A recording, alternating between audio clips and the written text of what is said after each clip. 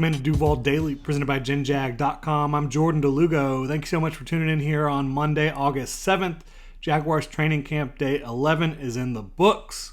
We'll get into everything that I saw out there today. First, if you enjoy the content here on the channel, please like, subscribe, hit the notification bell so you don't miss a show on here. You can also check out GenJag.com/shop. If you want to support the channel further, pick up some new Duval gear. Really appreciate y'all for tuning in. So getting into day 11, back on the practice field. I was out yesterday watching baby Lugo, so was not able to attend yesterday's camp, but from all reports from out there, Calvin Ridley looked tremendous. It was another good day. And day 11 for me out here today, I thought it was the most competitive practice that I have been at from offense, defense, and special teams perspective. They were trading blows, sometimes quite literally trading some blows. You saw DJ Coleman get into a little bit with Blake Hance out there. Was not happy after a one-on-one rep.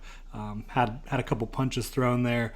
But really, really competitive practice. It's what you want to see now that you're into, a couple weeks into training camp. You've got your first preseason game coming up this weekend. There was some live periods from the Jaguars where both sides were really getting after it. No Tyson Campbell out there still today in the concussion protocol, so you did not see him. Tyler Shatley, he was available but was only doing individual work out there for the offensive line, was not doing any of the team stuff. Ventrell Miller, he is back. Jaguars linebacker that they selected in the 4th round of the 2023 NFL draft. He played fully, participated fully, and he was back in a big way. He was making some plays in the backfield, looking really good. The only minor injury you saw out there today, not sure exactly what happened with Jamal Agnew, but he was slow to get up after a tackle, unfortunately. He was down on the ground for a minute, and then when he did get up, he was able to walk off under his own power, and he didn't go back into the locker room or anything like that,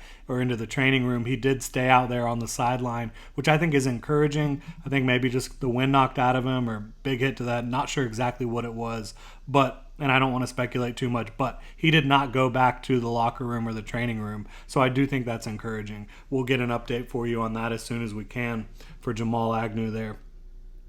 But really good, really, really good day for the team overall. Mike Caldwell met with the media before practice, talked up Devod Wilson, the rookie corner, a good bit, number 27, and you see why. He's out there, a lot of energy he brings to the field. He's been making some plays in coverage, so Devod Wilson is a name to watch over the course of the preseason, a guy trying to make it on the back end of this roster. Darius Williams, with Tyson Campbell being out the last couple practices, I should say, especially today. I wasn't out there yesterday, but today he was up to the challenge of competing with Calvin Ridley in one-on-one situations in a big way. They kind of went back and forth. Calvin would get him, then Darius would play physical ball and be able to interrupt Calvin Ridley during a route, things of that nature. So I thought you saw some really good competitive reps with those guys. Darius Williams was able to pick off a pass from Trevor Lawrence one-on-one against Calvin Ridley. So really good stuff. Both of those guys, again, just like Tyson and Calvin going back and forth against each other. Darius and Tyson going back and forth. Iron sharpens iron. And Darius Williams, I don't think he gets quite enough respect for how good he is. When the Jaguars moved him outside last year, he was one of the best statistical corners in the league for the remainder of the season. So kudos to Darius Williams. You saw with no Tyson Campbell out there, Buster Brown getting some reps with the starters on the outside, Tavon Campbell getting some starters with the reps on the outside as well. So those are some names to watch going into preseason here. Evan Ingram and Antonio Johnson, they've been going head-to-head a lot.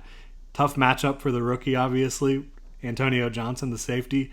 But I think they clearly want to use him in some packages from the slot where they can use his length, his physicality to disrupt routes early on. I think Evan Ingram was able to get the better of him for the most part, but you saw him lined up against some other guys as well where he was able to use that length to disrupt guys trying to get off the line of scrimmage. You like what you see there from Antonio Johnson. Tank Bigsby, my goodness, he is so bursty, popping through, always trying to get to the second level, sometimes the third level. Can't say enough good things about him. He was able to score in red zone work. He was able to pick up the longest run of practice so far of training camp today, where I think it was a good 70-yard run, at least 60 yards, maybe 75. Couldn't see exactly where they were lined up, but you had Cooper Hodges out there running in front of him, way down the field, probably 20 yards down the field for Cooper Hodges, the rookie out of Appalachian State, the Baker County kid, who I think he's been playing really well as well. But Tank Bigsby, long touchdown run today, popped off a couple other runs. Really impressed by Tank. I just think the more and more you watch him, and if you watched him at Auburn, you know what this guy brings to the table. But a guy that is going to upgrade the Jaguars running back room. And I'm not saying he's better than Travis. I'm saying he's different than Travis. He brings more physicality, more pop to the position, but he also has a lot of speed and a lot of athleticism and a lot of creativity with the ball in his hands. So I just think you're going to have a two-headed monster in the backfield for the Jaguars this year. The Jaguars, I think the pass rushers, I think they've been listening. I think they've been hearing a little bit about some folks not being happy with what they've been doing because they showed up in a really big way today. Trayvon Walker, first time I've seen it, showed an inside spin in 11-on-11. And if you can start get Trayvon Walker to stack multiple moves together throughout contests and really start to have a pass rush arsenal at his disposal, he could be cooking with fire because he is an unbelievable specimen, an unbelievable athlete. The length, the speed, the power. If he can start putting together multiple moves, he could be exactly what you expected from a number one pick, which is a dominant player. He's already really good as a run defender. He's already really good dropping in space. But you add a real pass rush arsenal, an inside spin, looked really good. I think Trayvon Walker had a very nice day, both in team and in one-on-ones. He was able to win some matchups. Another guy who was unbelievable today, Raymond Vohasek, the late-round pick out of North Carolina. This is a guy that on tape, if you watched him, a lot of bull rushes. He pretty much was a one-trick pony with the bull rush, but it was a great trick to have, and he dominated at times at North Carolina with that bull rush. He was a beast today, no doubt about it.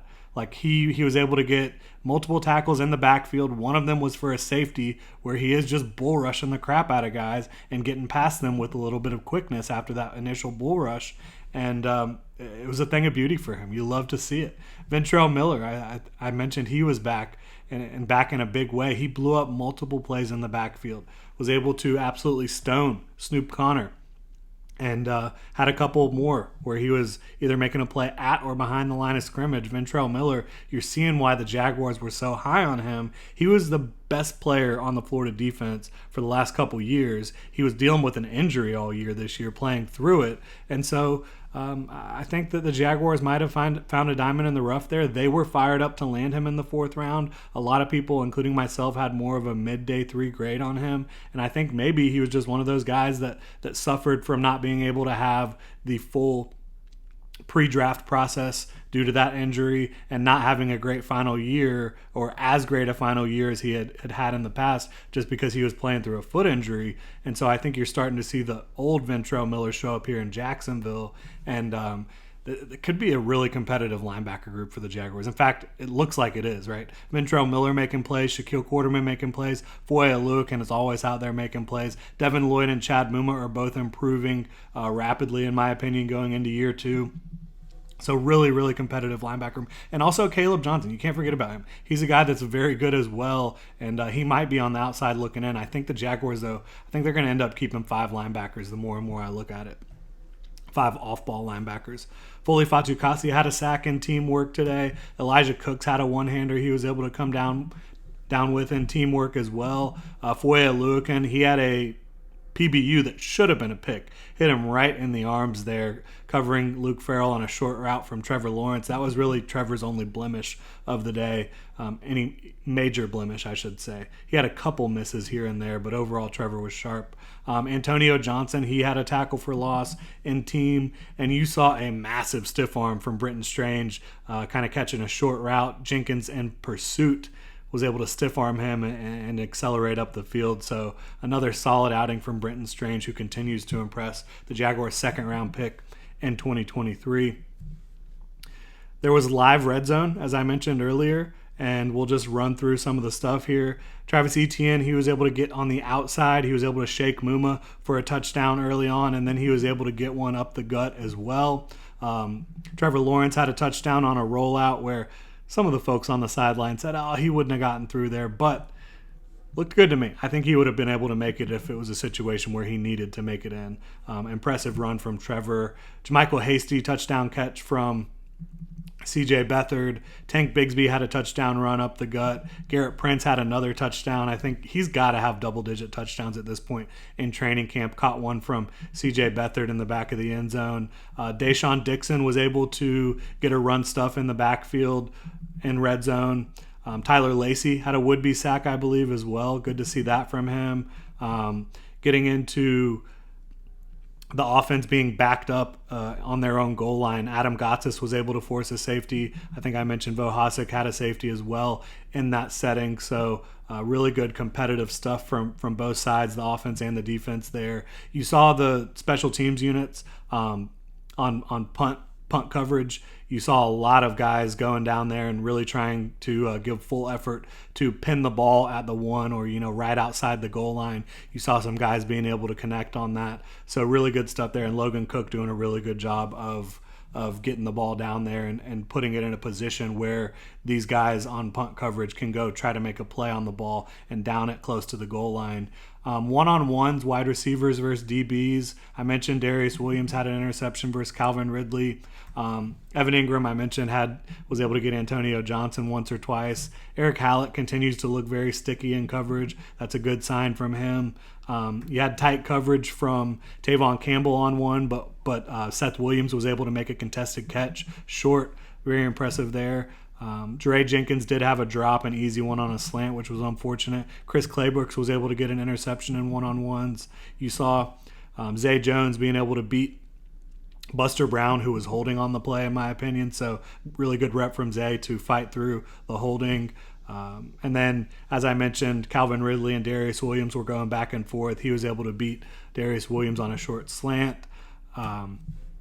You see Oliver Martin, I wanted to mention him, a rookie, undrafted free agent. He's a really good route runner. I think you consistently see his ability to run crisp routes and create some separation against a lot of different guys. And then finally in one-on-ones, Buster Brown had a near interception, one-on-one against Jere Jenkins. Wasn't able to haul it in, but a really nice play from Buster Brown on that. So you've seen some ups and downs from the young corners from the Jaguars. One-on-one OL versus DL, some notes from that. You had Cam Robinson dominating Kaylavon Chason, throwing him to the ground. You saw Anton Harrison doing it as well against Kaylavon Chason, so not a great practice from him in that regard. Josh Allen was winning a lot in the one-on-ones. Cooper Hodges had some very competitive reps. He's a guy that I think is going to make the 53-man roster, despite being a late-round pick in a class that features 13 players on an offensive line that already has a lot of guys returning. I do think Cooper Hodges is going to make it. I think they really like him, and that'd be a really cool story for the local kid to be able to make the roster. Josh Allen was able to beat up Blake Hance with a long arm and get some pressure on the quarterback, would-be pressure on the quarterback. Trayvon Walker was having some great reps in one-on-one and two-on-two games up front a little bit. Trayvon Walker looking really good. Roy Robertson Harris was able to knock Walker Little on his ass on one play. So just a lot of competition, a lot of guys going back and forth. I think that this was, like I said, the most competitive practice I've seen this training camp for the Jaguars. And it's what you want to see as you're building towards the preseason and the preseason then building towards the regular season. I think the fact that the defense has showed up the way it has over the last few days, especially up front, is a really encouraging sign. I think you had Josh Allen consistently making plays throughout training camp. You had Trayvon Walker flashing quite a bit, but I think seeing the rest of these guys kind of step up and make some plays. Tyler Lacey having a really good day for them. I like what I see. Raymond Bohasek as well. Trevor Lawrence, as I mentioned, he was really sharp outside of that one throw that he pretty much threw it right to Foye Oluokun. But other than that, looked really good on the day. Had some fantastic throws to Calvin, to Zay, to Christian, all that fun stuff. I think that when you look at the takeaways from this practice, obviously the Jamal Agnew injury is something to monitor. I think he's going to be fine because he was hanging out on the sidelines, still fully dressed in his pads with his helmet following the injury, or the play where he was down on the ground for a little bit after the tackle. So I hope he's going to be okay. You think he's going to be okay? I think if it was anything serious, they would have probably taken him back to the training room and been doing some further work on him. We'll see how that plays out. But the defense being really competitive, the young draft picks on defense, especially up front, the front 7 guys, Raymond Vohasek, Tyler Lacey, Ventrell Miller, all making an impact today, all looking really competitive. I love to see that.